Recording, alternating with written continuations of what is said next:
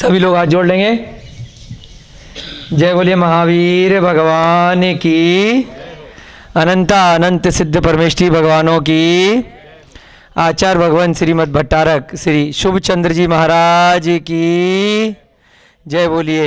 युधिष्ठिर, भीम, अर्जुन इत्यादि सभी मोक्षगामी महापुरुषों की, महाभारत के प्रेरणादायी प्रसंग की, श्री पांडव पुराण नामक ग्रंथ की, इस ग्रंथ के अनुवादकर्ता पंडित नंदलाल जी जैन विशारद जी की, वर्तमान युग के शासन नायक महावीर भगवान की, वर्तमान युग के प्रथमाचार्य श्री चारित्र चक्रवर्ती आचार्य भगवान श्री शांति सागर जी महान मुनिराज की, आचार्य भगवान श्री विमल सागर जी महाराज की, आचार्य भगवान समाधिग्रस्त श्री विद्यानंद जी महाराज की, परम पूज्य आचार्य भगवान श्री विद्यासागर जी महाराज की, आचार्य भगवान श्री पुष्पदंत सागर जी महाराज की, आचार्य भगवान श्री वर्धमान सागर जी महाराज की, आचार्य भगवान श्री विराग सागर जी महाराज की, आचार्य भगवान श्री श्रुत सागर जी महाराज की, आचार्य भगवान श्री प्रमुख सागर जी महाराज की, मुनि श्री प्रणम्य सागर जी महाराज की, मुनि श्री विहर्ष सागर जी महाराज की, शिक्षा गुरु मुनि श्री अनुमान सागर जी महाराज की, आर्यका माता जी श्री चैतन्यमती माता जी की, छुल्लक श्री ध्यान सागर जी महाराज की, छुल्लक श्री गणेश प्रसाद वर्णी जी की, सभी ज्ञानदानम गुरुकुल के सहपाठीगण, नन्हे मुन्ने बच्चे, अन्य छात्र छात्राएं, अन्य सभी आगंतुक अतिथि, सभी श्रावक श्रेष्ठीजन, संस्थानम अभेदानम में कार्यरत सभी बंधुजन, सभी चिकित्सक महोदय एवं वीडियो इत्यादि के माध्यम से देख रहे सभी धर्म प्रेमी बंधु,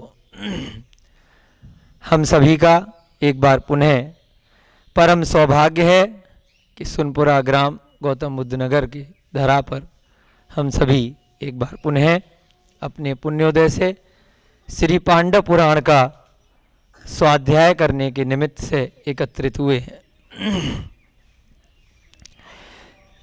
जैसा कि आपको अभी तक विदित है कि श्री पांडव पुराण मुख्यतः पांडवों की घटनाएं जो सत्य रूप में आचार्य शुभचंद महाराज ने लिखी हैं।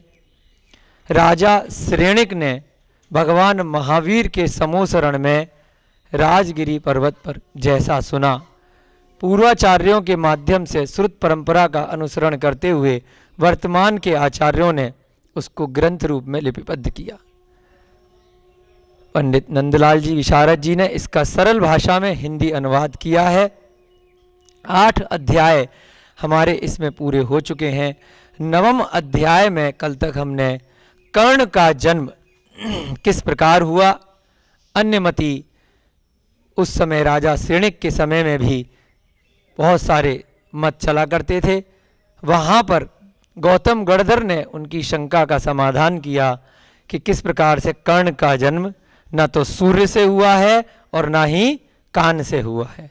अगर सूरज व मनुष्य भव की स्त्रियों के साथ में मनुष्य इत्यादि की उत्पत्ति किया करते तो फिर विवाह इत्यादि के संबंध की आवश्यकता नहीं रहती। इसी प्रकार पहले भी एक शंका का समाधान जो गांगे पुत्र के रूप में, गांगे के रूप में हुआ था कि वह गंगा नदी से न उत्पन्न होकर के गंगा उनकी माता का नाम था। इसी प्रकार से यहाँ पर जो कर्ण हैं उनका पालन पोषण करने वाले भानु नाम के राजा हैं, और चूंकि भानु सूर्य का पर्यायवाची होता है इसलिए जगत में प्रसिद्ध हो गया कि सूर्य के पुत्र हो गए। वास्तव में वो किसके पुत्र थे? पांडु के और कुंती के, परंतु पांडु और कुंती के द्वारा वह उन दोनों के विवाह से पूर्व ही उनका जन्म हो गया था। किसी कारणवश उन दोनों का पहले विवाह तय हुआ था परंतु हो नहीं पाया था, और इस बीच में ही पांडु और कुंती का संबंध बन गया और विवाह से पूर्व ही उनके पुत्र की उत्पत्ति हो गई। लोक लाज के भय से अंधक वृष्टि जो कुंती के पिता हैं उसको साथ में नहीं रख सकते थे, इस कारण से उसको नदी में बहा दिया गया, अबोध बालक को। और वह बालक बहते बहते कहाँ जा पहुँचा? चंपापुरी में, जहाँ के राजा भानु और उनकी रानी राधा ने उनका पालन पोषण करके उन्हें बड़ा किया और कर्ण उनका नाम रखा गया। किस कारण से कर्ण नाम रखा गया? क्योंकि जिस समय उन्होंने उसके अंक में, अपनी पत्नी के अंक में उस राजा ने दिया तो वह अपने कान खुजा रही थी, तो उनके मन में आया कि कर्ण इसका नाम रखा जाए। और उधर अंधक वृष्टि ने उसका नाम कर्ण उन्होंने भी इसीलिए रखा था कि कुंती के पुत्र के जन्म की कथा कानों कान नगर में फैल गई थी, सबको पता चल गया था कि बिना विवाह के ही इसने पुत्र को जन्म दे दिया है। किसकी बहन है ये कुंती? 10 भाइयों की, समुद्र विजय, वसुदेव इत्यादि की बहन है। समुद्र विजय के ही भविष्य में पुत्र होने वाले हैं नेमिनाथ भगवान। एक तरह से नेमिनाथ भगवान के पिता की बहन है। तो पिता की बहन कौन होती है? बुआ है कुंती, नेमिनाथ भगवान की बुआ है। और दूसरी तरफ श्री कृष्ण की भी बुआ है। वसुदेव के पुत्र कौन होंगे? वो तो आपको जगत प्रसिद्ध कथाओं में पता ही है, श्री कृष्ण जी थे। तो ये सब भाई हैं, वसुदेव, समुद्र विजय, सुवीर इत्यादि। और गांधारी कौन है? इन्हीं में से एक भाई है सुवीर, जिनकी पुत्र की पुत्री है गांधारी। तो एक तरफ ये सारे की सारे कौन सा वंश चल रहा है? हरिवंश चल रहा है। और दूसरी तरफ व्यास के पुत्र हैं पांडु, धृतराष्ट्र और विदुर। इनका कौन सा वंश चल रहा है? कुरु वंश चल रहा है, कौरव वंश चल रहा है। इसी कौरव वंश में पूर्व में शांतिनाथ, कुंथनाथ, अरहनाथ जैसे 3 तीर्थंकरों ने जन्म लिया। और उससे पहले जय कुमार, जिनकी कथा बहुत फेमस आपने बहुत अच्छे से सुनी, भरत चक्रवर्ती के जो सेनापति थे, राजा श्रेयांश के जो भतीजे थे, उनके समय से ये कुरुवंश चला आ रहा है। तब से जाकर आज भी कौरवों का वंश आपको मिल जाएगा। और यहाँ पर हमने कर्ण की उत्पत्ति सुनी। आज के स्वाध्याय में धीरे धीरे हम आगे बढ़ेंगे कि पांडवों का जन्म किस प्रकार से हुआ। जब कुंती के पांडु के साथ में पुत्र की उत्पत्ति हो गई, उसके बाद उनके पिता ने विचार किया कि अब कुंती से विवाह कौन करेगा। सारे नगर में तो अफवाह फैल गई है कि अब यह कुल परंपरा को कलंकित कर चुकी है, अब इससे कोई भी राजकुल का पुरुष तो विवाह करेगा नहीं। तो ऐसे हम इधर उधर नत्थू खैरे से शादी कैसे कर देंगे, इतने बड़े राजा हैं। तो इससे अच्छा फिर सारे मंत्रियों की बैठक हुई, भाइयों के साथ विचार विमर्श हुआ कि चलो भाई, इसने पांडु के साथ संबंध पहले से ही बना ही लिया है, तो पांडु से ही इसका विवाह करा देना चाहिए। एक योग्य दूत को भेजा गया कि जाओ व्यास के पास में जाकर के चिट्ठी लेकर के जाओ और पांडु का हाथ मांगो। कैसे कर्मों का फेर होता है। पहले व्यास ने चिट्ठी भेजी थी कि पांडु का विवाह कुंती से कर दिया जाए, तब अंधक वृष्टि ने रिजेक्ट कर दिया था, मना कर दिया था कि हमने सुना है कि पांडु को तो कुष्ठ रोग है, तो हम अपनी बेटी ऐसे कैसे दे दें, तो मना कर दिया था। और यहां पर अब बाजी उल्टी हो गई। होता है ना कई बार खेल खेल में बाजी कब पलट जाए पता नहीं चलता है। तो ऐसे ही अब किसने चिट्ठी भेजी है? अब अंधक वृष्टि ने चिट्ठी भेजी है, दूत के हाथ निमंत्रण दिया है कि कुंती का विवाह पांडु से करा दिया जाए। तो उधर पांडु के पिता बड़े खुश होते हैं, उनको पहले से ही पता था कि पांडु का विवाह जब कुंती के साथ नहीं हो पाया है तो उसके कारण से वह कितना आसक्त है और परेशान है। तो उन्होंने उस विवाह प्रस्ताव को तुरंत स्वीकार कर लिया और उसके बाद तुरंत लग्न पत्रिका लिखवा के ज्योतिषी को बुला करके शादी की डेट तय कर दी। जिस दिन शादी की डेट आई तो बड़े जोर शोर के साथ में पांडु की बारात का वर्णन कल हमने कितने डिटेल में पढ़ा, आनंद के साथ।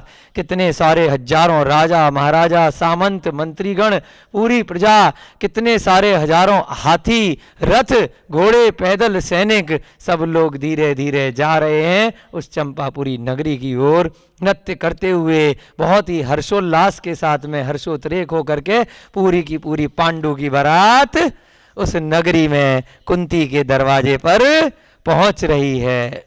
संगीताचार्य अपने वाद्य के साथ, गायन के साथ में जनता का मनोरंजन करते हुए बड़े धूमधाम से गाते हुए उस नगर में प्रवेश कर रहे हैं। आज हम देखेंगे कि उनकी बारात के बाद में उनका विवाह महोत्सव कैसा रहता है और उसके बाद उनके अन्य पुत्रों का जन्म, पांडवों का जन्म कब होता है, कैसे होता है, ये सारी कथा आज हम नवम अध्याय में आगे पढ़ेंगे।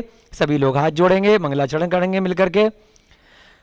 मंगलम भगवान वीरो, मंगलम गौतमो गढ़ी, मंगलम कुंद कुंदाद्यो, जैन धर्मोस्तु मंगलम, सर्वमंगल मांगल्यम सर्व कल्याणकारकम, प्रधानम सर्वधर्माणाम, जैनम जयतु शासनम, जैनम जयतु शासनम, जैनम जयतु शासनम, सर्वे श्रोतारः सावधानतया शृण्वन्तु। सभी श्रोतागण, सभी बंधुगण सावधान होकर के, एकाग्रचित्त होकर के इस प्रथमा नियोग के वैराग्यवर्धनी कथा को बहुत ही ध्यानपूर्वक सुनेंगे और अपने अपने कर्मों की निर्जरा करने का प्रयास करेंगे। स्वाध्याय को परम तप कहा गया है और तप करने से कर्मों की निर्जरा होती है, तो हम लोग नित्य प्रति इसी प्रकार से स्वाध्याय करते रहें, यही हम सबकी भावना है। हमारे सचिन जैन भैया जी एडवोकेट एवं उनकी माता जी सरोज जी पटपड़गंज से आए हैं। आपका हार्दिक स्वागत, हार्दिक अभिनंदन है आज की स्वाध्याय की इस कक्षा में। आप निरंतर आते रहें, बने रहें, ऐसा यहाँ पर हम सभी की यहाँ पर मंगल भावना है। और अगर नहीं आ सकते तो भैया जी इसको रोज़ इंटरनेट पे भी डाल देते हैं, यूट्यूब पे, वहाँ से भी सुन सकते हैं। ग्रंथ को लेकर भी आप अपना स्वाध्याय स्वयं से कर सकते हैं, बहुत अच्छा लगेगा।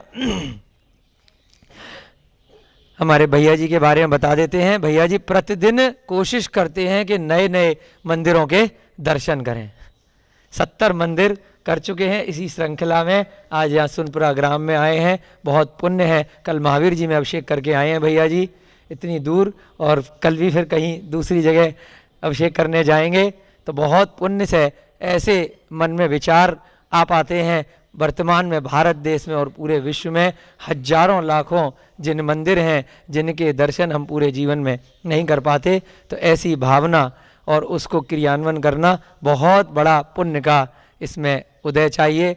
भैया के लिए सभी लोग बहुत तालियां बजाएंगे और बहुत बहुत इनके पुण्य की अनुमोदना करेंगे। हम नहीं जा पा रहे तो अगर अनुमोदना भी करेंगे तो उससे भी हम सभी को बहुत पुण्य मिलेगा। कृत कारित अनुमोदना करना, किसी दूसरे से करवाना या कोई कर रहा है उसकी अनुमोदना करने से भी पूरा बराबर का पुण्य प्राप्त हुआ करता है। अब हम आगे पढ़ेंगे। कुमार पांडु के विदा होते समय अनेक सौभाग्यवती नारियां कोमल मधुर स्वर में मंगल गान कर रही थीं। बहुत सारी नारियां उस नगर में थीं।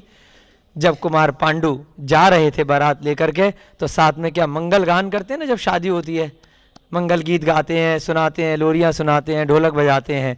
तो सारी की सारी सौभाग्यवती नारियां अपनी अपनी मधुर स्वर में मंगल गान कर रही थीं। उनकी माता सुभद्रा ने पांडु की आरती उतारी। माता कौन है इनकी? व्यास की पत्नी सुभद्रा। बहुत अच्छे से आरती उतारी पांडु की, एवं सिद्ध भगवान की आशिका दी। देखिए प्रमाण है यहाँ पर भी कि ये सभी जैन धर्म के अनुयायी थे। उस समय सिद्धों को, अरिहंतों को नमस्कार करके ही कोई भी मंगल कार्यक्रम प्रारंभ किया जाता था। सिद्ध भगवान की आरती करी माता ने शादी से पूर्व। इस प्रकार बड़ी उमंग के साथ युवराज पांडु चंपापुरी को चले। हमने नैमी की बारात तो बहुत बार पढ़ी है, सुनी है, गीत भी देखे हैं। कल हमने पूरा डिटेल में पांडु की बारात पढ़ी। मार्ग में प्रकृति की शोभा निखरते हुए उसके मित्र जन कहते थे, कितने अब इतनी दूर जाएंगे तो रास्ते में बहुत जंगल मिलेंगे, गार्डन मिलेंगे, नदियाँ मिलेंगी, सरोवर मिलेंगे, पहाड़ मिलेंगे, तो सारे की सारे लोग उसको एंजॉय करते हुए जाते हैं। कहीं आप ट्रेन से जाते हैं, हवाई जहाज से जाते हैं, बस से जाते हैं, तो रास्ते में खाते पीते रुकते रुकाते जाते हैं कि नहीं जाते, जब लंबी दूरी पे जाते हैं तो ऐसे ही उसके मित्रजन बोले, प्रिय कुमार देखिए यह सुंदर नदी कैसी चंचला जान पड़ती है। अब उनके जो दोस्त हैं पांडु के, वो बोल रहे हैं देखो कितनी सुंदर नदी है, कैसी चंचल है, इसमें विविध सुरभित एवं कोमल पद्म पुष्प प्रमुदित हैं। कितने सुंदर सुंदर फूल दिखाई दे रहे हैं, देखो देखो कमल के फूल कितने सुंदर लग रहे हैं इस नदी में। पर्वत पर जल प्रपात के कारण उसी प्रकार तुमुल ध्वनि हो रही है, जिस प्रकार की कामनियां पुष्पमालाओं से सुसज्जित होकर स्पष्ट शब्दों में अपने अपने मने भावों को प्रकट किया करती हैं। ये सब श्रृंगार रस अलंकार डाले जाते हैं कवि के द्वारा काव्य रस में प्रथमा नियोग से, पहले भी आपको बताया, जिससे कि रुचि बनी रहे। जो भी पाठकगण हैं, जो भी श्रोतागण हैं, वो इस तरह की प्रकृति के रस को देखने के लिए इधर उधर टीवी मोबाइल यहाँ वहाँ के उपन्यास कथाओं को ना पढ़ें। एक ही प्रथमा नियोग के ग्रंथ में चारों प्रकार के अनुयोगों का समावेश होता है, परंतु प्रमुखता किसकी रहती है? किस्सों की, कहानियों की। तो इसलिए इनको प्रथमा नियोग कहा गया।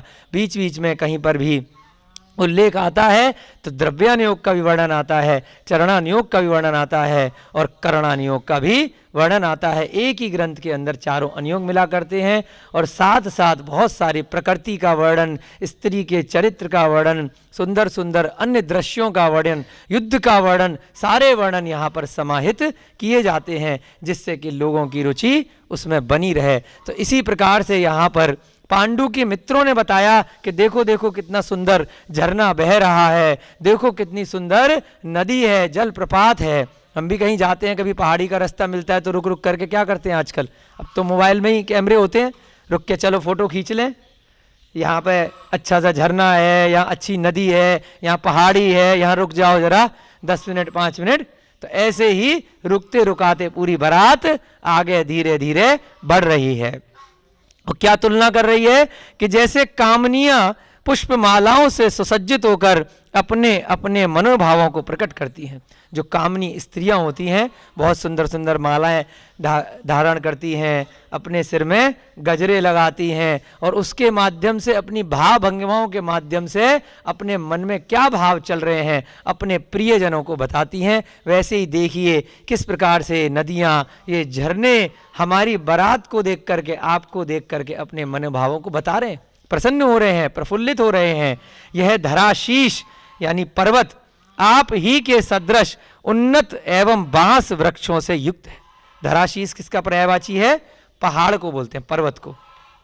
जो धरा पर शीश है, शीश माने सिर होता है ना, तो जो धरा के ऊपर ऊंचा उत्तंग खड़ा है, ये देखो कितना सुंदर पर्वत है, कितनी सुंदर पर्वत की चोटियां हैं। जैसे आप उन्नत हैं वैसे ही देखो आपकी तरह पर्वत उन्नत है और बांस के वृक्षों से युक्त है। बहुत जगह हमने भी देखा है जंगलों वगैरह में, पहाड़ों पर बांस के पेड़ होते हैं बहुत लंबे लंबे, जहाँ वर्षा अधिक होती है।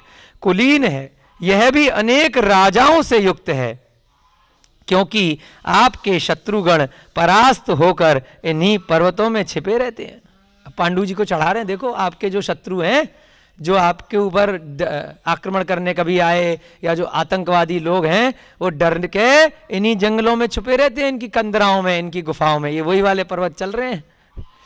इसके उत्तम पाद यानी नीचे का भाग तथा पैर हैं, तथा यह उत्तम उत्तम गुणों वाला है। भावार्थ यह है कि राजा के समतुल्य है।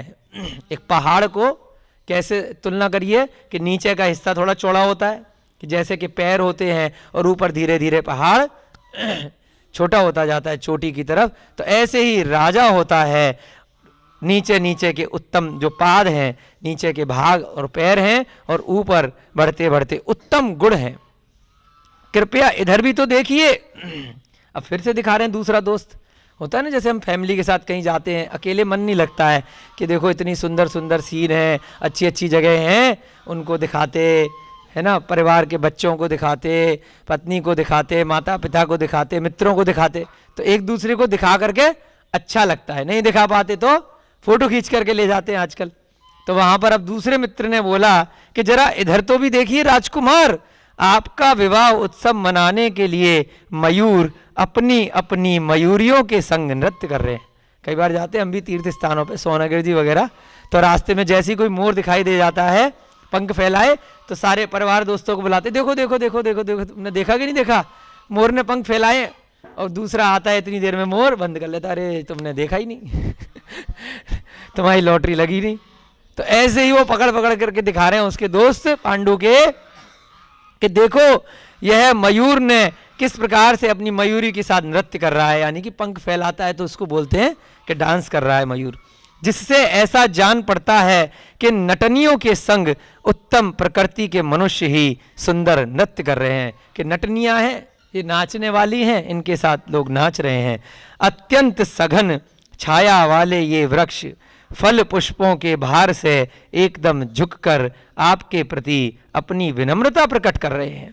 चढ़ा रहे हैं, उनके दोस्तों का काम ही होता है राजा महाराजा के आसपास घूमते हैं जो, कि देखो ये रास्ते में इतने बड़े बड़े जो पेड़ मिल रहे हैं, इन पे कितने बड़े बड़े फल लग रहे हैं, ये झुक गए हैं फलों के भार से। क्यों झुक गए हैं? आप जा रहे हो राजा राजकुमार जा रहे हो तो आपको नमस्कार कर रहे हैं झुक कर गए। ये सारे जो पेड़ हैं फल पुष्पों के भार से झुककर आपके प्रति विनम्रता प्रकट कर रहे हैं तथा फल पुष्प अर्पित कर कर गिरा करके आपका स्वागत सत्कार कर रहे हैं। देखो कैसे कभी फूल ये झड़ रहे हैं रास्ते में से, पेड़ों में से, तो आपके ऊपर स्वागत कर रहे हैं कि आपकी बारात जा रही है। सत्य ही है जो अतिथियों की महत्ता को जानते हैं वे समागत सज्जनों के स्वागत सत्कार से कभी मुख नहीं मोड़ते। जो कोई अतिथि आया है ना, कभी कभी जो आते हैं अतिथि हैं, परिवार के लोग हैं, मित्रजन हैं या साधर्मी बंधु हैं, तो अतिथियों का जो अच्छे से सत्कार करता है, उनको महत्व देता है, तो वह कभी भी मुख नहीं मोड़ते समागत सज्जनों से। कि कोई भी ऐसे ही पेड़ पौधों के लिए, ऋतुओं के लिए, वहाँ की जो वनस्पति है कि हम अतिथि हैं, आप देखो इस जंगल में कोई और तो है नहीं, झरना है, पर्वत है, पेड़ पौधे हैं, पशु पक्षी हैं, ये यहीं पे रहते हैं परमानेंट, तो आप और हम लोग क्या हैं? इनके अतिथि हैं। तो ये स्वागत कर रहे हैं। तो ऐसे हमें भी सीखना चाहिए कि कोई भी अतिथि आए उसका अच्छे से स्वागत करना चाहिए। आप ही जैसे ये सब भी उन्नत तथा फल पुष्पों से लदे हुए हैं, जैसे आप भी उन्नत हैं, ऐसे ही ये पेड़ पौधे वनस्पति भी ऐसे ही हैं। इन शूकरों को तो देखिए, शूकर माने सुअर, कौन से भगवान का चिन्ह है? बिमलनाथ भगवान, वेरी गुड। इन शूकरों को तो देखिए किस प्रकार कीचड़ में लौट रहे हैं। सुअरों को कीचड़ में ही आनंद आता है, उनकी पर्याय है, उनको आनंद आ रहा है उसमें। इनकी देह मिट्टी के लेप से बिल्कुल ढकी हुई है। जंगली सुअर होते हैं वो भी दिख गए उनको वहां पर, मानो जंगलों में व्याप्त अंधकार की प्रतिमूर्ति है, उसमें भी कुछ ना कुछ अच्छा निकाल लिया। आपके शत्रु भी आपके भय से पर्वत की अंधेरी कंदराओं में अपना दुख में जीवन व्यतीत कर रहे हैं। जितने आपके शत्रु हैं देखो, एक भी दिख नहीं रहा है, छुप गए यहाँ पे गुफाओं में छुपे हुए होंगे, दुखमय जीवन व्यतीत कर रहे हैं। इस प्रकार मार्ग में पड़ने वाले वन, पर्वत, नदी तथा जलप्रपातों का दृष्टांत सुनते हुए तथा अनेक कुलीन स्त्री पुरुषों तथा विद्वानों के संग यात्रा को पूर्ण कर कुमार पांडु चंपापुरी के समीप पहुंचे। थोड़ा सा वर्णन दिया जाता है बीच के रास्ते का। कई बार ऐसा भी आता है कि जो यात्रा अगर कोई करता है तो लक्ष्य में पहुंचने के बाद इतना आनंद नहीं आता जो मार्ग में आता है। ट्रेन से आप कहीं जा रहे हो या लंबी दूरी पे आप हवाई जहाज से कहीं जा रहे हो या गाड़ी से कहीं जा रहे हो, साइकिल से जा रहे हो, रथ में जा रहे हो, तांगे में जा रहे हो, किसी से भी जा रहे हो, तो जो आनंद मार्ग में आता है लक्ष्य प्राप्ति करने का, लक्ष्य प्राप्त करने के बाद वो सारा आनंद धूमिल हो जाता है, समाप्त हो जाता है। तो ऐसा ही यहाँ पर मार्ग का आनंद बताया गया है कि जैसे आप कभी हिल स्टेशन पे जा रहे हो घूमने के लिए, शिमला गए, मसूरी गए, नैनीताल गए, वहाँ पहुँच के क्या मिलेगा? बाजार मिलेगा, भीड़ मिलेगी, कमरे में जाकर के होटल में रुक जाओगे और क्या करोगे? जो रास्ते का आनंद है, पहाड़ का, जो नदियों का, जो झरनों का, जो रुकने का, वह जो आनंद है वो मार्ग का आनंद हुआ करता है। तो ऐसे यहाँ पर कहा है, अनेक कुलीन स्त्री पुरुषों तथा विद्वानों के संग यात्रा को पूर्ण कर पांडु जी आखिरकार चंपापुरी पहुंच गए। उसके आगमन का समाचार पाकर यादवेश्वर राजा अंधक वृष्टि, कितने कितने नाम है इनके, यादवेश्वर, यदुवंशी है, ये क्या नाम है? यादवों के ईश्वर, यादवेश्वर कौन है? अंधक वृष्टि किसके पिता हैं? और नेमिनाथ के कौन लगे? दादाजी। नेमिनाथ जी के दादाजी हैं अंधक वृष्टि। वहीं से बहुत पहले से यादवों का वंश चला आ रहा है। अब लोग कुछ यादव नाम लगा के कि हम तो जी ये है वो है, क्षत्रिय हैं, क्षत्रिय सब है। क्षत्रियों का काम क्या होता है? सभी पशु पक्षी दीन दुखियों की सेवा करना, ना कि उनको खाना मारना, ठीक है ना। यादव हैं तो सबसे ज्यादा अहिंसामयी होना चाहिए। यादवों के ईश्वर राजा अंधक वृष्टि अपने प्रमुख सामंतों के संग उनकी अगवानी करने के लिए नगर से बाहर निकल कर आए। कौन आए? ससुर जी आ रहे हैं, देखो समधी जी, और सबसे मिलने के लिए, स्वागत करने के लिए। इतने बड़े राजा हैं। नगर के बाहर कोर्ट गेट इत्यादि जो होते हैं, जो द्वार होते हैं, वहां तक राजा पहुंचा करते हैं। कोई विशिष्ट अतिथि आता है, दूल्हे राजा आ रहे हैं, दामाद जी आ रहे हैं, तो जाएंगे ना लेने के लिए। तथा स्वागत सत्कार करके कुशल क्षेम पूछने लगे। ठीक है जी, यात्रा कैसी रही? सब कुशल मंगल। फिर आरती वारती उतार करके फिर लेकर के आएंगे। इस प्रकार सर्वप्रथम शिष्टाचार हो जाने के उपरांत वह सुसज्जित रीति से नगर में उसको लेकर के गया। जो रीति रिवाज थी, आरती वगैरह उतारना अच्छे से, अब अपना वाहन चेंज करेंगे, आइए हमारे साथ चलिए, और धीरे धीरे फिर अपने बैंड बाजे के साथ में लेकर के जाते हैं। ऐसी मुनि महाराज जी भी आते हैं ना विहार करते हुए, तो जैसे आपकी बाउंड्री में आ जाएंगे तो फिर आप लेकर के आओगे अपने बैंड बाजों से। दूसरा जो मंदिर वाला है जो विहार करा के लाया है, वो एक लेवल तक उसका चलेगा सिस्टम। नगर में स्वागतार्थ चतुर्दिक तोरण बने हुए थे। जब पता था दूल्हे राजा जी की बारात आ रही है, तो बहुत अच्छे से पूरी चंपापुरी नगरी को सजाया गया था। खूब तोरण लगाए गए थे, पताकाएं लगाई गई थीं जो वायु के झोंकों में रह रहकर फहरा रही थी। पताकाएं, झंडे जो लहराते हैं ना, वो सारे की सारे सजाए गए थे, वो सब लहरा रहे थे। मानो वायु रूपी नट की प्रेरणा से नगरी रूपी नटनी नाच रही हो। पूरी की पूरी नगरी नाच रही है जब हवा चल रही है, पवन चल रही है, तथा तोरण पताका रूपी उसके हाथ पांव भाव प्रदर्शन कर रहे हैं। थोड़ी सी भाव भंगिमा यहाँ पे दिखाई जाती है, श्रृंगार रस में तुलनात्मक किया जाता है। इस नगरी के उच्च महलों पर जो सुवर्ण कलश लगे हुए थे, जो बड़े बड़े महल थे पूरी नगरी में, भानु उसकी अंधक वृष्टि की जो नगरी है, वहां पर ऊपर क्या लगाते हैं? स्वर्ण कलश होते हैं पहचान के लिए। जो महलों के ऊपर स्वर्ण कलश लगे हुए थे, वे इस नगरी रूपी नटनी के उरोज मंडल थे। जिस प्रकार से उरोज होता है, पर्वतों का भी उरोज होता है, जो शिखाएं होती हैं, स्त्रियों का भी उरोज होता है, वक्षस्थल होता है, वैसे ही जो स्वर्ण कलश हैं उनकी तुलना करी गई है कि कितने सुंदर, इतने सारे महलों के ऊपर जो शिखर पे कलश लगाए गए हैं। वहां कहीं कहीं रंग बिरंगे साथिया पूरे हुए थे। साथिया लगाते ना, स्वास्तिक, तो बहुत जैसे अब दिवाली वगैरह पे सजाते हैं दीप मालाओं के द्वारा, अन्य अन्य तरीकों से, ऐसे ही पूरे नगर में खूब बड़े बड़े स्वास्तिक बनाए गए थे। मंगल रूपी होते हैं, मंगल सूचक होते हैं स्वास्तिक, साथिया बोलते हैं।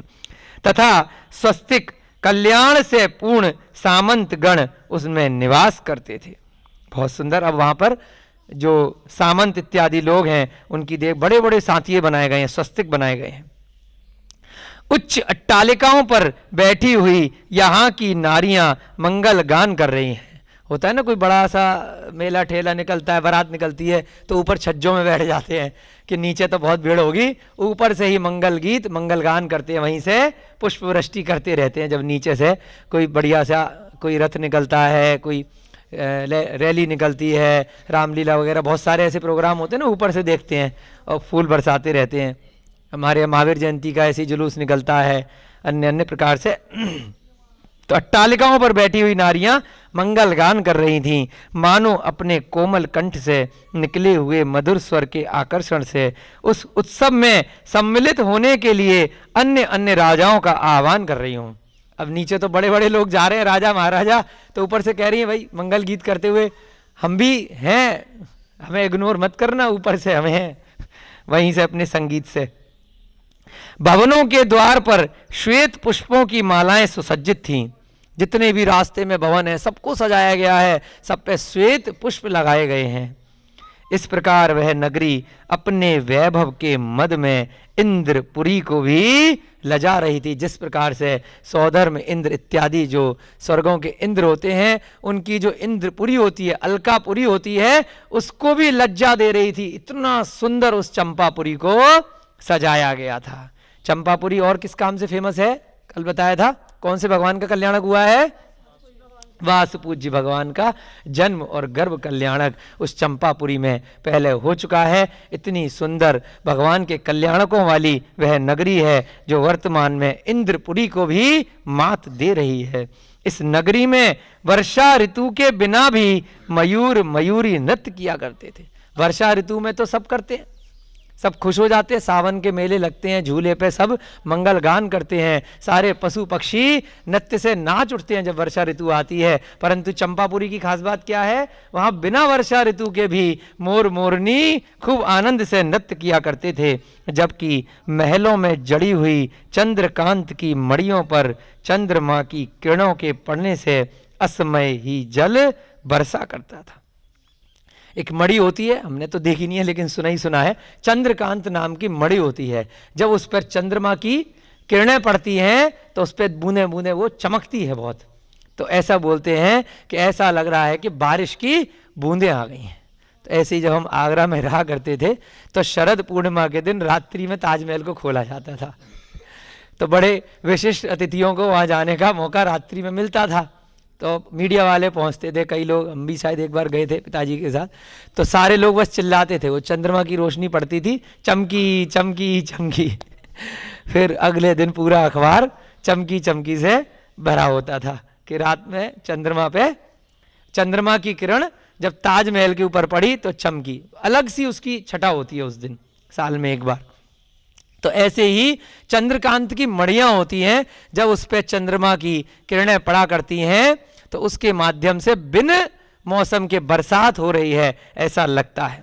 ऐसा यहाँ पे श्रृंगार में दिया गया है कि ऐसे वहाँ पर चंपापुरी नगरी की किस प्रकार से शोभा थी कि असमय ही ऐसा लगता था कि जल बरस रहा हो, जिससे मयूरों को वर्षा ऋतु का भ्रम हो जाता था। तो वहाँ पे महल के आसपास के जो मयूर हैं उनको लगता है कि अच्छा बारिश आ गई है, तथा उनके नृत्य को देखकर पुरजन आनंदित होते थे। और लोग उनका जब मयूर का नृत्य देखते हैं तो सब आनंदित हो जाते हैं। स्फटिक मणि जटित दीवारों में अपना प्रतिबिंब देखकर यहाँ की नारियों को सौत का भ्रम हो जाता था। स्फटिक मणि होती है ना, क्रिस्टल, इतनी स्फटिक मणि की अभी प्रतिमा इंदौर में आप बता रहे थे, वहाँ पर भी है, चांदखेड़ी में भी है, कई जगह फिरोजाबाद में भी है, कई जगह बहुत। स्फटिक मणि इस समय सबसे महंगी मणि होती है। तो भगवान की कई स्थानों पर अरिहंत भगवानों की प्रतिमाएं स्फटिक मणि की होती हैं। कांच जैसा आर पार देख लो, परंतु कांच नहीं होता, कांच तो टूट जाएगा। स्फटिक मणि बहुत सख्त हीरे से भी मजबूत धातु होती है, टूटती नहीं है, परंतु इतनी क्लियर होती है कि उसके आर पार आपको दिखाई दे जाए। मूडबिद्री में भी हमने रत्नों की, स्फटिक मणियों की कई प्रतिमाएं देखी थी, तो टॉर्च से उन्होंने परीक्षा करके बताया था कि इस मणि की क्या खास बात होती है, किस प्रकार से आर पार दिखा करता है। तो ऐसे ही स्फटिक मणि में क्या होता है कि वहाँ पर इतने प्राचीन काल में इतनी उनके पास ओरिजिनल मणियाँ थीं, अब तो विलुप्त प्राय हो गई हैं। तो नारियां जब उस स्फटिक मणि में अपना प्रतिबिंब देखती थी तो लगता था कि मेरी सौतन आ गई है, अरे मेरा पति दूसरी पत्नी ले आया है, ऐसा भ्रम हो जाता था। एवं वे अपने अपने पतियों पर क्रुद्ध होकर जब सैया से उठ जाना चाहती थीं तब उनके पति उनका कौतुकवश उपहास उड़ाया करते थे। अरे कौन सी दूसरी औरत ले आई तुम? तो फिर पति कहता था, अरे मूर्ख, ये तू ही है, उपहास उड़ा रहा है। हंसते हैं फिर पति मूर्खता के ऊपर अपनी पत्नियों की। तो इस प्रकार से थोड़ा वर्णन दिया गया है आप लोगों के और हम सभी के मनोरंजन के लिए। विवश होकर उन कुलवधुओं को लज्जावश पति के आगे आत्मसमर्पण कर देने के लिए बाध्य होना पड़ता था। उसके बाद जब वो टच करके देखती हैं, अरे ये तो पत्थर है, ये तो मेरी फोटो है। जैसे बंदर को शीशा मिल जाता है ना, तो बहुत देर तक वो उसे समझ में ही नहीं आता है, उसी से डरने लग जाता है पहली बार जब शीशा देखता है। तो ऐसे ही उन नारियों का हाल उस स्फटिक मणि में अपना प्रतिबिंब देख करके हो जाया करता था। तो पूरी नगरी का वर्णन दिया है कि कितनी सुंदर नगरी थी कि वहाँ पर साधारण जन के पास भी स्फटिक जैसी मणियाँ हुआ करती थी। तो बाकी राजा महाराजाओं की तो बात ही क्या है। विवश होकर आत्मसमर्पण कर देती थी अपनी पति के सामने। चंपापुरी की भूमि में हरित मड़ियां जड़ी हुई थी। हमारी भूमि में क्या है, कोलतार की सड़कें हैं, गड्ढे वाली है। वहां क्या है, चंपापुरी की नगरी में जो धरती है, जो सड़क बनाई गई है, मड़ियों से बनाई गई है। ऐसा ही ग्रंथों में वर्णन आता है कि जो स्वर्ग की जो भूमियां हैं, ऊपर के जो वैमानिक स्वर्ग हैं, उनकी भूमियों में रत्न जड़े हुए हैं। इतने रत्न हैं कि 15 महीने तक भी जब कुबेर उनको करोड़ों रत्न प्रतिदिन गिराता है, तब भी खत्म नहीं होते। जब भगवान का गर्भ कल्याणक से लेकर उससे 6 महीने पूर्व और 9 महीने जब भगवान गर्भ में होते हैं, 9 और 6 15 महीने तक करोड़ों रत्न प्रतिदिन गिराता है, तब भी खाली नहीं होते। इतने रत्न भरे पड़े रहते हैं स्वर्गों में। वहां पर सारी भूमियां रत्नमयी होती हैं। और हमारी भूमियां कैसी होती हैं, कंकड़, पत्थर, ईंट और न जाने मिट्टी क्या क्या। तो इससे अपन पुण्य बढ़ाएंगे तो आगे आगे हमें भी ऐसे अच्छे जन्म मिला करते हैं। तो यहाँ पर क्या दिया है, भूमि हरित मड़ियां जुड़ी हुई थी, हरे रंग की। हरे रंग का कौन सा मड़ी होता है? हिंदी में बताइए, एमरेल क्या होता है? एक हरी मड़ी होती है। ऐसी मड़ियों से वह पूरी की पूरी भूमि थी चंपापुरी की। इसलिए हाँ, पन्ना, इसलिए हरिणों के शावक हरियाली पर मुग्ध होकर उसे तृण समझकर चरने के लिए जब दौड़े हुए आते थे। वो है सड़क, मड़ियों की सड़क है, तो जो हिरण के श्रावक हैं, छोटे छोटे बच्चे हैं, उन्हें भेद नहीं है कि घास है कि मणि है, तो वो उसे खाने के लिए आ जाते थे। तब उनको निराश होना पड़ता था। अब मणि कोई खाने की चीज तो है नहीं, उन बेचारों को तो पता नहीं है कि कहाँ पे बिकेगा ये। उनके लिए तो घास ज्यादा कीमती है। जानवरों को थोड़ी मालूम है हमारे लिए हीरा मोती पन्ना माणिक के सोना चांदी, और जानवर के सामने रख दो, कहेगा भैया मुझे रोटी दे दो, घास दे दो, ये साइड में रखो, मुझे नहीं चाहिए। तो हिरणों के शावक क्या कहते हैं कि घास समझकर वहां चले जाते थे, परंतु वहां घास नहीं मिलती थी, उन्हें मड़ियां मिलती थी, तो निराश होकर के वापस आना पड़ता था। इस चंपापुरी के धनी मानी लोग अपने ऐश्वर्य के आगे कुबेर की संपदा को भी तुच्छ समझते थे। अरे कुबेर होगा कहीं का, हमारे पास तो कितना माल है, कितना सुख है। तो सारे की सारे लोग, धनी लोग, कुबेर की संपदा तो को भी कुछ समझते नहीं थे, क्योंकि श्री जिनेंद्र देव के जन्म उत्सव के समय में कुबेर ने प्रमुदित होकर अपनी अपार रत्न राशि की यहाँ वर्षा जो कर दी थी। अभी बताया ना आपको, वासुपूज्य भगवान का जब पहले वहां पर जन्म हुआ था, अभी तक भरा हुआ था भंडार। इतने समय बाद भी वह भंडार के कारण से लोगों के पास इतना धन था कि उनके पास अब कुबेर के धन की कोई कमी नहीं थी। जिनेंद्र देव के जन्मोत्सव के समय, तो जिनेंद्र देव आप समझ ही गए, वासुपूज्य भगवान का जब जन्म कल्याणक हुआ, जब उनका गर्भ कल्याणक हुआ, पूरे 15 महीने तक उस नगर में कितने कितने रत्न स्वर्ग से लाकर के कुबेर ने बरसाए।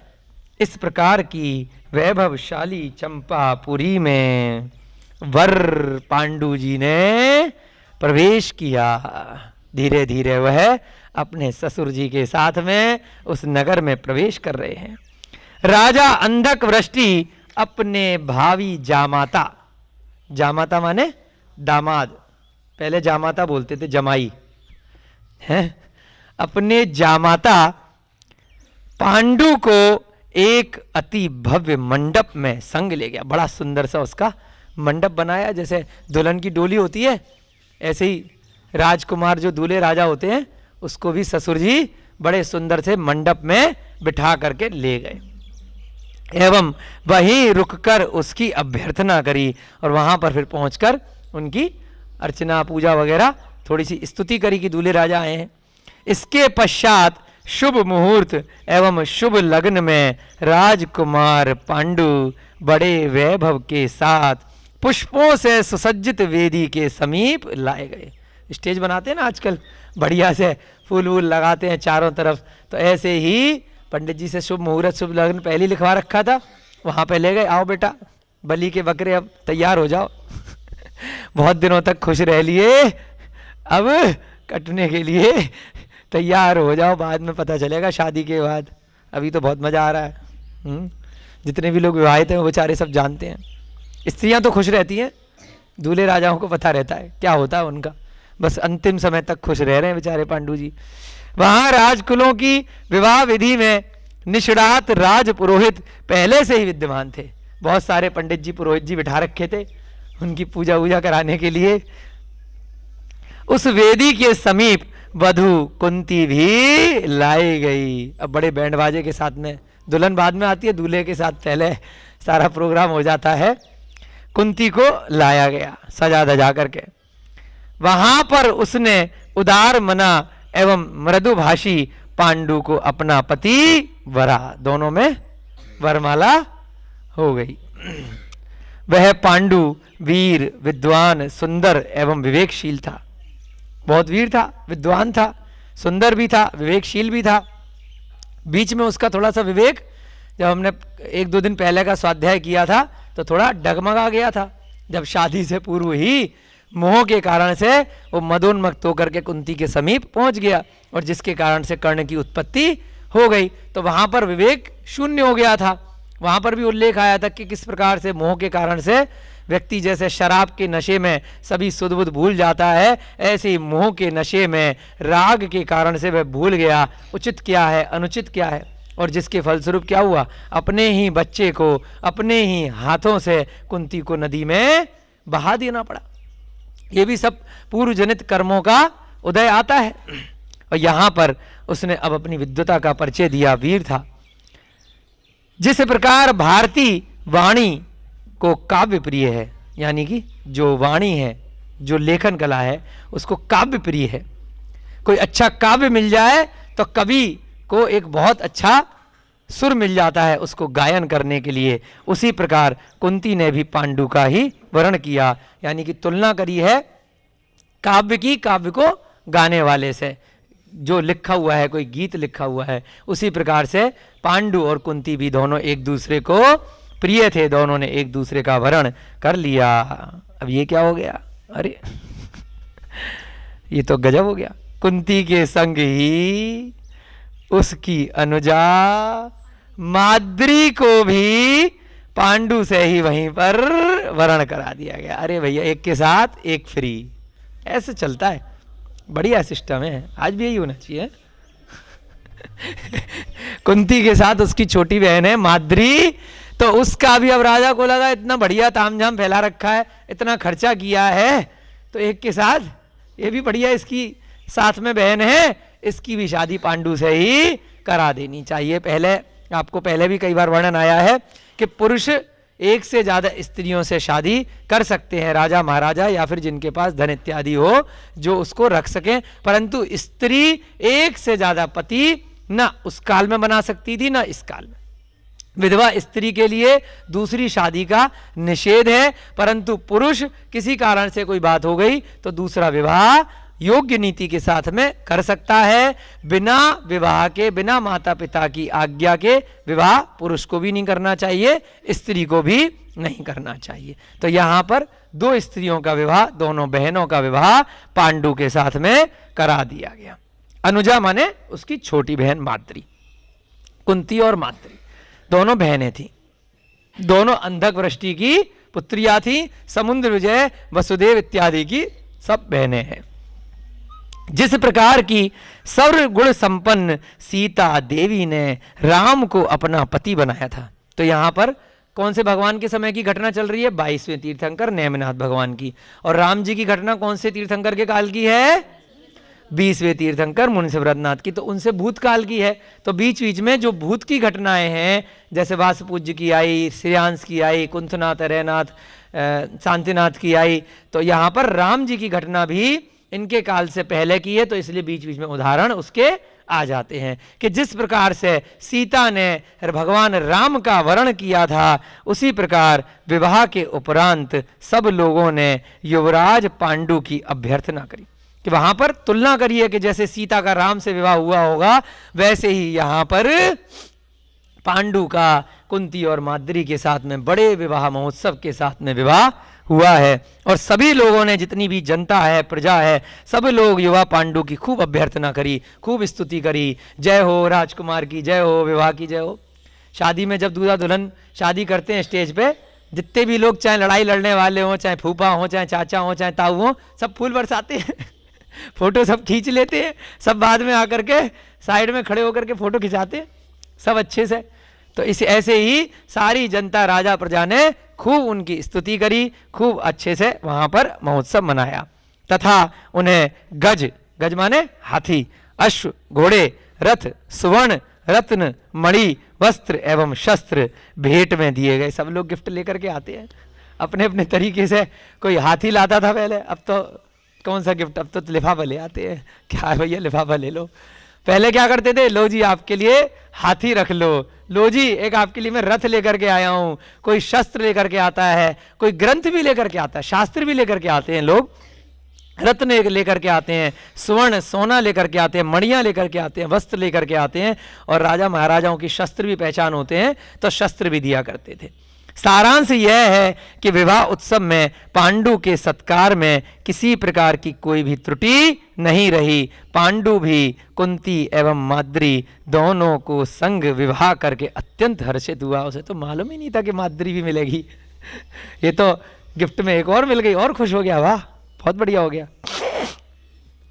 इसके उपरांत कौरव कुलभूषण पांडु जी ने अपनी दोनों नवविवाहिता पत्नियों को संग लेकर अपने सुसज्जित दल बल के साथ हस्तिनापुर के लिए प्रस्थान किया।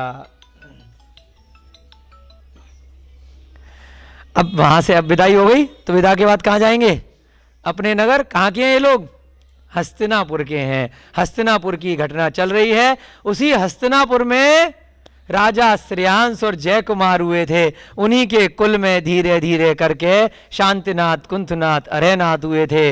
और उन्हीं के कुल में विष्णु कुमार जैसे महामुनि हुए थे, जिनके ऊपर 700 मुनि राजाओं के साथ में जब अकंपनाचार इत्यादि वाला उपसर्ग हुआ था। यह भी सारी हस्तिनापुर की घटनाएं हैं, उसी कुल में चले आ रहे हैं। और उसी कुल में अब आगे चलकर व्यास, शांतनु, पाराशर, गांगे और अब वर्तमान में पांडु जी, धृतराष्ट्र जी और विदुर जी हुए हैं। वही हस्तिनापुर है ये, जिस कुल में इतने सारे तीर्थंकर हुए, जय कुमार जैसे चक्रवर्ती के सेनापति हुए। तो अब उस हस्तिनापुर में वर्तमान में कौन पहुंच रहे हैं, पांडु जी किसके साथ जा रहे हैं, दो दो पत्नियों को साथ में लेकर के, कुंती और माद्री के साथ। अब अपनी भैया शादी हो गई, अब अपने घर जाएंगे, लिया, अब अपने चल दिए विदाई करके। कहाँ पहुंचे, अपने हस्तिनापुर के लिए प्रस्थान कर गए। पांडु के लौट आने की सूचना विद्युत गति से हस्तिनापुर के कोने कोने में फैल गई। अब जितने लोग बारात में जा सकते थे उतने तो गए थे, बाकी के जो लोग नहीं गए थे उन्होंने अब उनके स्वागत की वो तैयारी करेंगे कि अब नई बहुएं आ रही हैं, एक लेने गए थे तो दो लेकर के आ रहे हैं। ये तो गजब हो गया। कोने कोने में हस्तिनापुर में खबर फैल गई।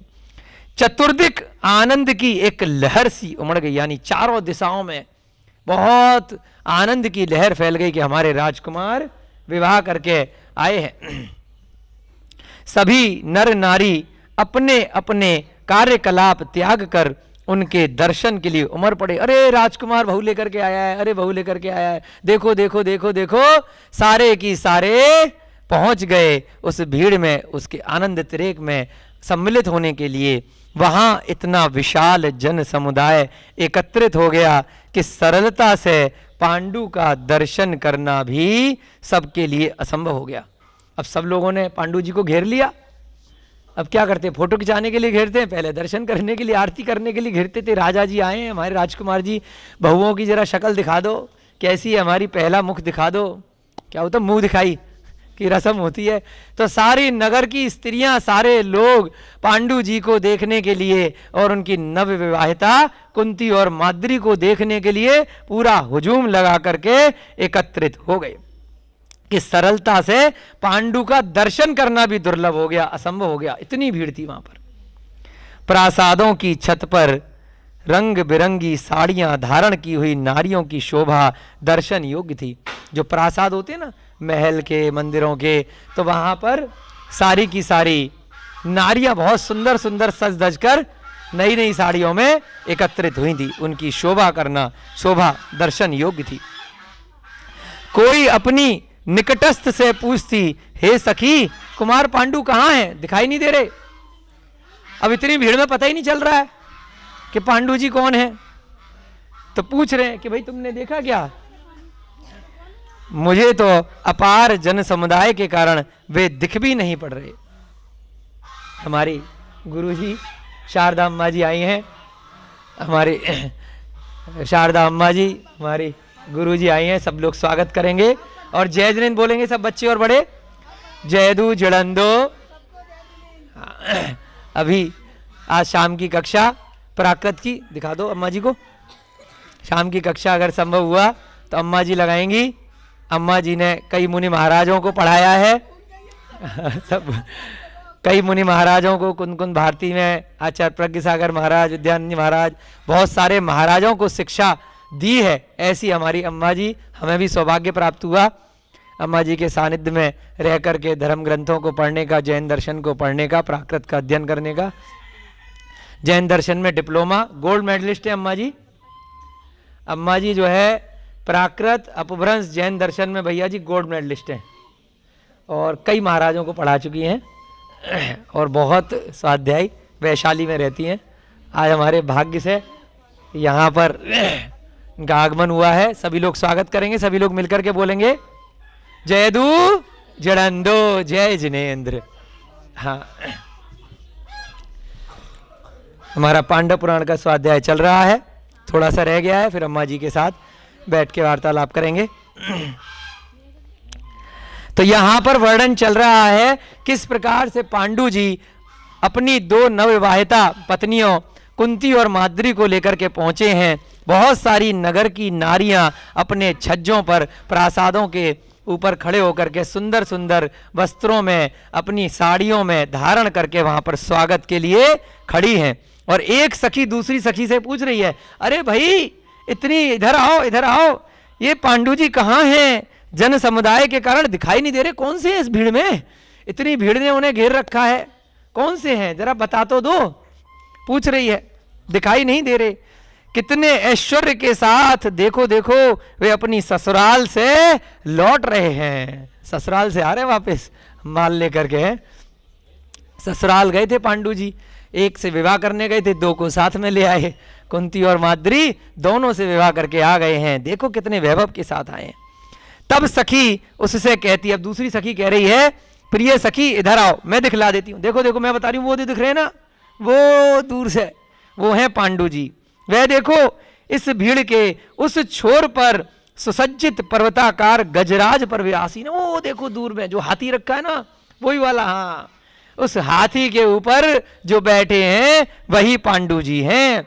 उनके ऊपर छत्र शोभित है। अब दिखाई तो मुझे भी नहीं दे रहे हैं, लेकिन छत्र के कारण से लग रहा है कि वही होंगे, इतना बड़ा छत्र जो लगा हुआ है। पांडु के शुभ आगमन का समाचार पाकर जो भी नारी जिस अवस्था में थी उसी रूप में ही उनको देखने को दौड़ी आई। पहले भी ऐसी कई बार वर्णन आया ना ग्रंथ में, कि जब प्रद्युम्न चरित्र में भी आया, इस ग्रंथ में भी आया, जैसी अवस्था में थी, जैसी खबर आई, खाना बना रही है तो छोड़ करके भागेगी, बाल बना रही है तो अरे देख के तुम्हें पता नहीं मौका छूट ना जाए। जैसे कई बचपन में देखते थे, पास से ट्रेन निकलती थी तो एकदम से बच्चे हल्ला मचाते थे, ट्रेन आई, जैसी हालत में होते थे, अरे ट्रेन के डिब्बे जा करके गिनेंगे क्योंकि बाद में तो दिखेगी नहीं। तो ऐसे ही बाद में पांडु जी दिखे नहीं दिखे, जैसी हालत में है वैसी हालत में वह नारी समाचार पा करके देखने को दौड़ पड़ देती थी। वह अपनी सुध बुध भूल जाती थी। यदि कोई स्नान करके वस्त्र धारण कर रही थी, आधे अधूरे कपड़े पहने थे, तो वैसे ही अपूर्ण वस्त्र धारण किए हुए भागी भागी पहुंच जाती थी। कोई भोजन कर रही होती थी तो वैसे ही झूठे हाथ ऐसी छोड़ के खाना भाग जाती थी। कोई श्रृंगार कर रही होती थी तो दर्पण को हाथ में लिए हुए ही देखने को अपने अपने घरों से बाहर आ गई। जिस काम में जैसे थी वैसे भाग जाती थी कि भैया मौका ना निकल जाए, हमारे घर के पास से पूरा मेला निकल रहा है, पांडु की पूरी बारात निकल रही है, अपनी नव विवाहिता वधुओं को लेकर के निकल रहे हैं, देख लो। यदि कोई अपने क्रंदन कर रहे शिशु को दूध पिला रही होती थी तो उसे वहां ही छोड़कर भ्रमवश अन्य के शिशु को अंक में उठाकर देखने को चल पड़ती थी। अपने बच्चे को भूल करके पड़ोसी का उठा लिया, दूसरे का उठा लिया, दूसरा उठा करके चल देती थी। कोई आभूषण धारण कर रही थी तो शीघ्रता में ग्रीवा का हार कटी में और कटी की करधनी ग्रीवा में हार के स्थान पर धारण कर लेती थी। गाल में पहनने का हार तो कमर पे लगा लिया, कमर वाला गाल में लगा लिया। तो थोड़ी शोभा बताइए कि किस प्रकार से वहां पर सुध बुध खो करके लोग आश्चर्यचकित होकर के तुरंत अचानक से भागते थे कि उन्हें ध्यान ही नहीं रहता था कि क्या कर रहे हैं। किसी ने कज्जल से मस्तक में तिलक लगा लिया। क्या करा? माथे पे तिलक लगाना है, काजल लगा लिया। फिर क्या हुआ उसके कारण? किसी ने कज्जल से मस्तक में तिलक लगा लिया, किसी ने कुमकुम का नेत्रों में कज्जल लगा लिया। कुमकुम बोलते हैं ये सिंदूर को, और उसको कहाँ लगा लिया गलती से? जब ध्यान ही नहीं है, आंखों में लगा लिया, नेत्रों में कज्जल समझ के लगा लिया। इन्हें ऐसी अस्त व्यस्त अवस्था में देखकर जन सामान्य ने प्रमुदित होकर जी भरकर उपहास किया। और जब वो भीड़ में पहुंचे, अरे शक्ल तो देखो अपनी, अरे बाल नहीं काढ़े, अरे देखो कपड़े आधे पहने हुए हैं है? अरे क्या, फिर उपहास करती थी पब्लिक। तब जाकर इन्हें अपनी बेसुधी का ध्यान आता था। अरे अरे अरे अरे हमने क्या कर लिया, आंख में क्या लगा लिया, मेकअप करने की जगह क्या लगा लिया। जो नारी गर्भभार के कारण शिथिल सी थी, कोई अगर प्रेग्नेंट नारी है, गर्भवती है, तो थोड़ी थकान महसूस होती है, उसको शिथिल हो जाती है, वह भी दौड़कर देखने का व्यर्थ प्रयास करने लगी। जबकि उसके लिए मना होता है, वो चल नहीं पाती है ज़्यादा, वो भी भूल गई, वह भी भागी दौड़ी चली आई। फलस्वरूप उसे चक्कर आ जाता था एवं वह बारंबार गिर जाती थी। एकदम चक्कर आ जाता था, वो गिर जाती थी, फिर भी उठकर दौड़ पड़ती थी, अरे देखूं तो सही पांडु किसको लेकर के आया है। इस प्रकार वह गिरती पड़ती धक्के सहती रही, परंतु कुमार पांडु के दर्शन की लालसा को शमित न कर सकी। चाहे गिर के जाएं, चाहे पड़ के जाएं, लेकिन पांडु के दर्शन करने हैं। शादी करके किसको लाया है, कुंती कैसी है देख तो ले। कोई युवती अपनी सहेली से कहती थी, हे सखी मुझे भी तो दिखलाओ, मुझे तो वो दिखते ही नहीं है, मुझे बताओ, मेरे को नहीं, मैंने नहीं देखा, मैंने नहीं देखा। कई बार होता है ऐसा भीड़ में, कौन है कौन है। कोई अपने सम्मुख से अन्य को हट जाने की प्रार्थना करती थी। कई बार होता है कोई ऐसी भीड़ में, कोई मेला देखने जा रहे हो, कोई स्टेडियम में प्रोग्राम में चले गए, कोई पंच कल्याणक में चले गए, दिखाई नहीं दे रहे, अरे हटो यार, खड़े हो गए हो आगे, नीचे बैठो नीचे बैठो। कोई लंबा आदमी आगे खड़ा हो जाए, बैठो बैठो सब बैठो, ऐसे करते हैं। तो ऐसे ही यहाँ पर हटाने की प्रयास करती थी, अरे सामने से हटो। पर प्रार्थना करने पर भी सुनते नहीं, अरे मुझे देखने दो यार, तुम्हारे चक्कर में मैं क्यों हट जाऊं, मैं क्यों बैठूं, मैं भी देखूंगा। वो हटते ही नहीं थे लोग। तब कितनी ही युवतियां धक्के देकर भी उसे अपने समक्ष से, अरे हटो धक्का मार रही हैं। पूरा इतना डिटेल में वर्णन किया गया है इतने अच्छे से कि धक्के दे दे करके हटा देती थी अपने समक्ष से। इस धक्का मुक्की में किसी को चोट लग जाती थी तो कोई गिर पड़ती थी। इसी बोलते ना, वो बहुत भीड़ में स्टाम्पीड हो गया लोग भीड़ धक्कड़ में। कहीं अब आजकल क्या होता है, बटुए भी चोरी हो जाते हैं, लोगों के पर्स चोरी हो जाते हैं। पहले के ज़माने में ऐसा नहीं होता होगा। इस धक्का मुक्की में किसी को चोट लग जाती थी तो कोई गिर पड़ती थी, पर बिना कुमार पांडु का दर्शन किए किसी को भी चैन नहीं था। जब तक दर्शन कर नहीं लेंगे, जब तक चाहे कुछ हो जाए, तब तक घर वापस नहीं जाएंगे। यदि कोई नारी कुंती एवं माद्री के संग कुमार पांडु को देख लेती थी, फिर तो उसके हर्ष का पारावार ही नहीं था। अब किसी ने खाली कुंती को देखा इतनी भीड़ में, किसी ने माद्री को देखा, किसी ने पांडु को देखा, कोई ने अगर तीनों को देख लिया तो उसके तो हर्ष को यहाँ वर्णन नहीं कर सकते। अरे मैंने तो तीनों को देख लिया, देखो गजब, पता नहीं कौन सी लॉटरी लग गई हो। एवं तर्जनी से इंगित कर समीपस्थ अन्य नागरियों को भी दिखलाती थी। उसके बाद कहती थी, देखो वो कुंती है, वो उसकी दूसरी पत्नी माद्री और पांडु जी हैं। फिर बताती थी, वह देखो कुमार पांडु कुंती एवं माद्री के संग में विराजमान हैं। उन दोनों रूपसियों के मध्य कुमार कैसे शोभायमान हो रहे हैं। बड़े सौभाग्य एवं पुण्य के उदय से पांडु को ऐसी पत्नियां प्राप्त हुई हैं। अब ये भी तो पुण्य से ही हुआ है, पिछले भव का पुण्य रहा होगा। लक्ष्मी एवं कांति की अगार इन महिषियों का वर्ण कर कुमार पांडु कृत कृत्य रहे। देखो कैसे मुस्कुरा रहे, कितने खुश हैं। एक जैसे लक्ष्मी हो और दूसरी जैसे कांति हो। हे सखी, इन देवियों ने भी पूर्व जन्म में अतुलित पुण्य का संचय किया होगा। अब जो विद्वान स्त्रियां हैं वो क्या कह रही हैं कि भाई ऐसी थोड़ी ना मिल गए इनको पांडु जैसे, इन्होंने भी पिछले जन्म में बहुत अच्छा पुण्य किया होगा, जिसके कारण से, जिसके प्रभाव से एवं प्रताप से इंद्र सदृश ऐश्वर्यशाली एवं कामदेव सदृश मनोज्ञपति इन्हें प्राप्त हुआ है। इंद्र जैसा है हमारा पांडु, और कितना मनोज्ञ है, कितना ऐश्वर्यशाली है, कामदेव जैसा है। पूर्व भव में इन दोनों वधुओं ने अवश्य सुपात्रों को दान दिया होगा। जो थोड़ी सी पढ़ी लिखी थी, जैन धर्म का स्वाध्याय करती थी, तो उन्होंने समझाया कि पिछले भव में इन दोनों ने सुपात्रों को आहार दान, अभय दान, ज्ञान दान, औषध दान दिया होगा, जिसके प्रभाव से आज इनको इतना अच्छा वर प्राप्त हुआ है। ऐसे ही थोड़ी ना किसी को खाली पीली प्राप्त हो जाता है इतना अच्छा विवाह, इतना अच्छा वर, है ना। तो जिस भी युवती को अगर अच्छा पति मिला हो तो अपने पिछले भव के पुण्य कर्म का उदय समझना, है ना। तो यहां पर क्या कहा, घोर तपस्या की होगी, सुपात्रों को दान दिया होगा, बहुत तपस्या की होगी, बहुत अच्छे से वहां पर उन्होंने पिछले भव में कोई ऐसे पुण्य कर्म का संचय किया होगा। भक्ति के साथ देव गुरु की आराधना की होगी, बहुत भक्ति के साथ में मंदिरों में आराधना करी होगी, अथवा चैत्यालय में जाकर श्री जिनेंद्र देव की पूजा अर्चना की होगी। चैत्यालय में गई होगी खूब, और क्या किया होगा, खूब अच्छे से जिनेंद्र भगवान की पूजा अर्चना की होगी। इन उत्तम कार्यों में से कोई भी एक अथवा समस्त कर्मों को इन दोनों ने अवश्य किया होगा। पहले भी हमने देखा है ना कि पुण्य फला अरहंता, पुण्य के फल से तो अरहंत पद भी प्राप्त हुआ जाया करता है। तो ये तो बहुत संसारिक चीजें हैं, बहुत छोटी छोटी चीजें हैं।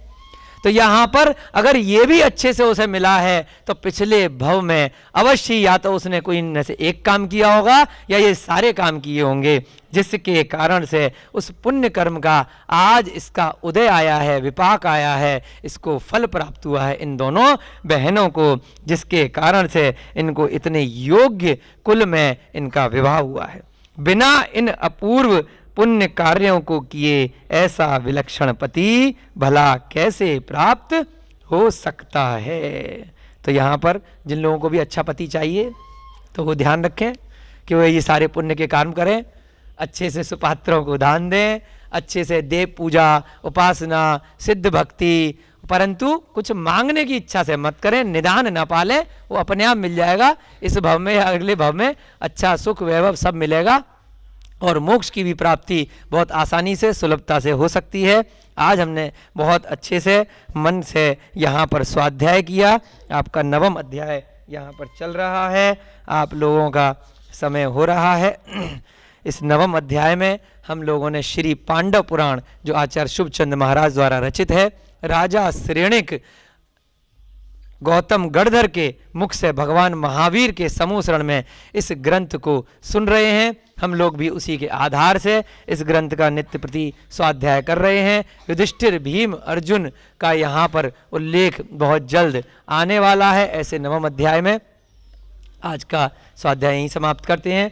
जय बोले महावीर भगवान की, जय बोले अनंता अनंत सिद्ध परमेष्ठी भगवानों की, जय बोले महाभारत के प्रसंग की, श्री पांडव पुराण नामक ग्रंथ की, जय बोलिए श्रीमद् भट्टारक श्री शुभचंद्र जी महाराज की, आदिनाथ भगवान की, मल्लनाथ भगवान की, भगवान के जन्म एवं तप कल्याणक महामहोत्सव की, नमीनाथ भगवान की, भगवान के तप कल्याणक महोत्सव की, ज्ञान कल्याणक महोत्सव की, तीर्थंकर लेणी में द्वितीय गुफा में विराजे नमीनाथ भगवान की, सुनपुरा की धरती पर भविष्य के मूल नायक भगवान मल्लनाथ भगवान की, तीर्थंकर लेणी में विराजे संतान सागर जी एवं दुर्लभ सागर जी मुनिराजों की, सभी को जय जिनेन्द्र जयदु जड़ंदो। अब